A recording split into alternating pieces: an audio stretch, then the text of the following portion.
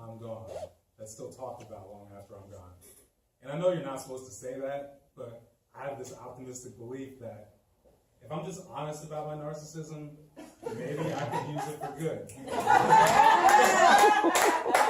So with that said, coming out of college, when I got a job at the Scanner, which for those who don't know is a historically black newspaper in Portland. Yes. And there's a lot to that statement, historically black newspaper in Portland, but once again, another story. Anyways, I thought I was well on my way. I got, all these interviews with, these awesome black business owners, artists, activists, educators, politicians. I have to cover important issues, whether it's, education policy or like the disproportionate effect of houselessness on black Oregonians. But the thing that would always bring me back to earth was just going to the stat counter. And, you think you're covering all these important issues, and then you look at your views and it's all of 8 people read your article over and over again, that gets a bit demoralizing. And I think that's why the one story I did that went viral really sticks with me too. Obviously, when you're in the midst of your one-hit wonder moment, you don't realize it.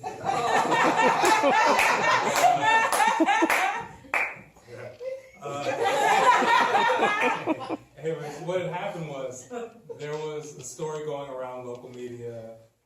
Lake Oswego High School football player had been called a nigger by his teammates.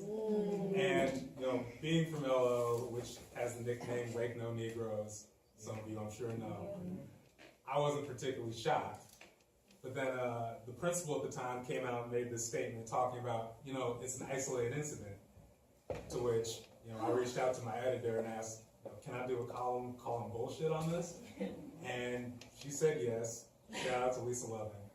And, I didn't think much of it. I shared some stories. I talked about, just the casual racist shit I heard every day from other kids. I talked about that one time our student section chanted, "You can't read," and hooked on phonics at a black Lincoln basketball player.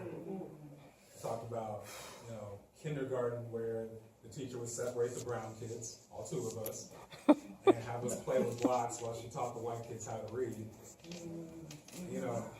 I get a lot of oohs and ahs, and a lot of black faces, oh my God, when, I tell these stories, but to be honest, I don't think that much of it.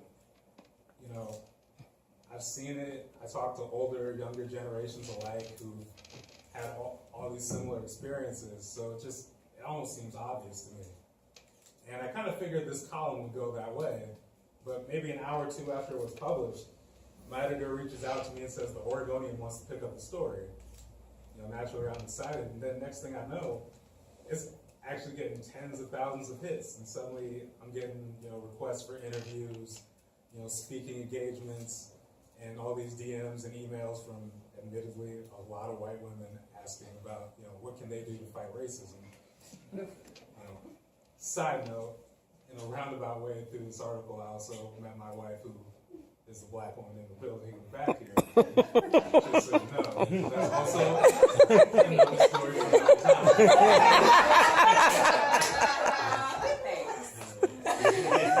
So,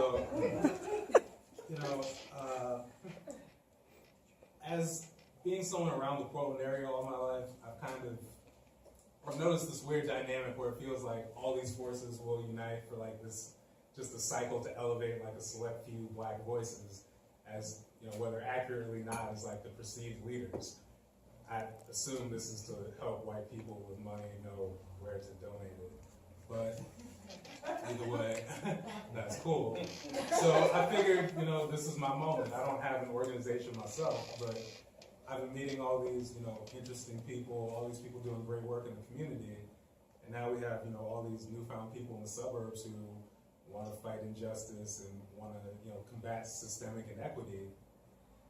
And where better to start than helping share some of these resources that people in LO, openly brag about having an abundance of. So when I go into these meetings, when I go, do these interviews, give these speeches, I start injecting that into the messaging. And honestly, that's where things start falling off the rails.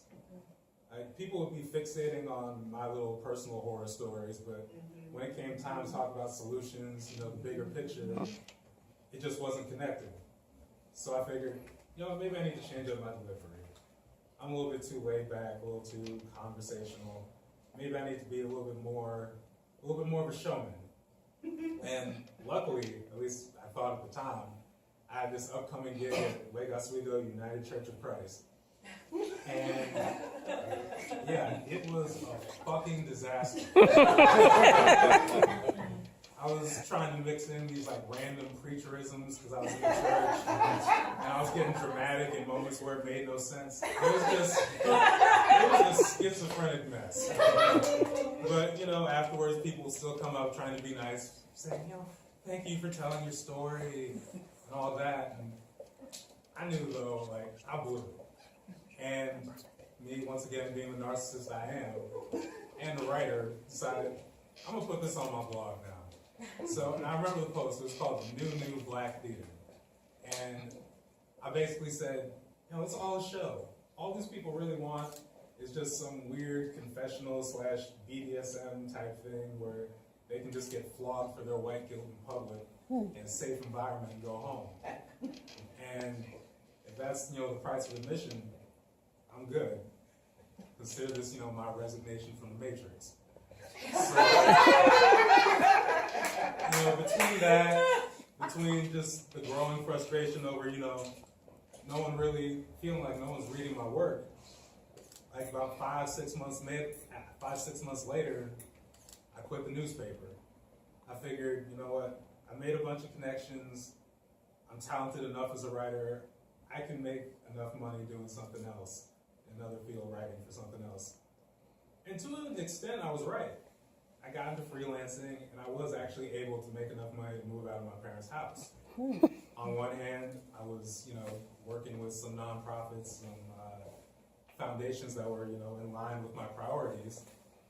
On the flip side, though, I also had gigs like this business blog where, not particularly proud to say this, but where I was basically promoting plastic surgery for children.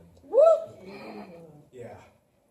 So it was a mixed bag, but I did what I needed to do, and as time's gone along, thankfully, I've been able to pick and choose my gigs a little bit more, and I've got to deal with some really inspiring people along the way. But when I think about the one that really kind of brought me back to that spirit I had coming out of college, it's fitting that it was actually at my alma mater, the University of Oregon, working with their equity department.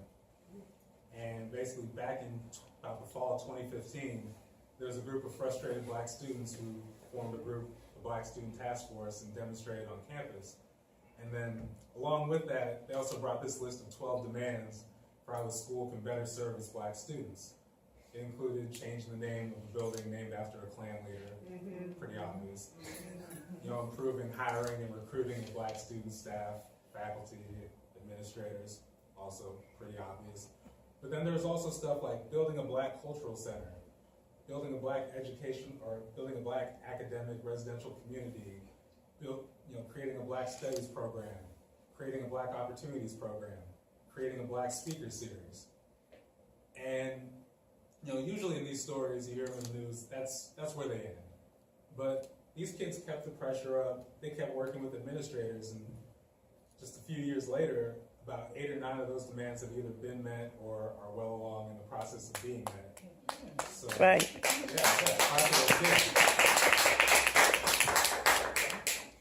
So, watching those kids it made me think, this bigger picture, this, trying to build things that can go beyond you and last long after you're gone, it's still possible, it's still worth it.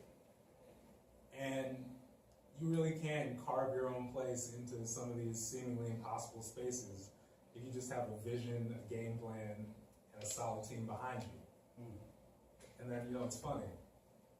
Things just kind of fall into place sometimes, because maybe a little bit afterwards, in the summer of 2017, my mother, Willie Poinsett, who was also in the crowd tonight, and a person named Liberty Miller started this group, Respond to Racism, in Lake Oswego. And I'll admit, when Mom first told me about it, I wasn't interested. I was good on, trafficking my trauma for white people, especially for free. But, I even skipped that first meeting actually. But they brought in about 50 people and they had this glowing review in the Lake Oswego newspaper, so I jumped on the bandwagon. And, I say that kind of flippantly, but I really am glad I did it, because in many ways, being a part of this organization has become really the art project I wanted so desperately to be a part of, which is mainly helping, reshape a community and carve a space in a place for yourself, and making something into the image you and so many others hoped it could be.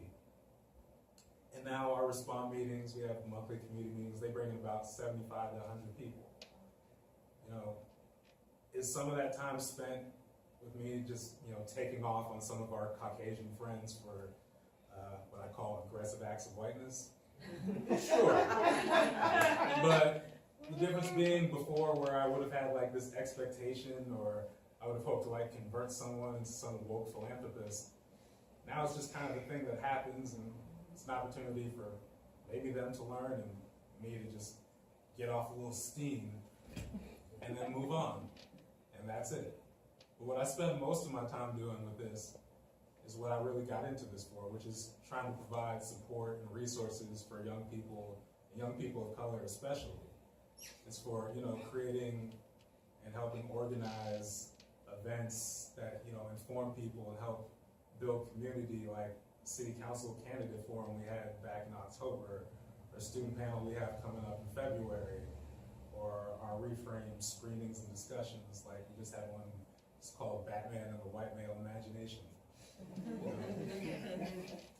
I got into it for doing stuff like our RTR storytelling project, where we try and give direct voice, not just on issues of race and racism, but specifically to people of color in the community.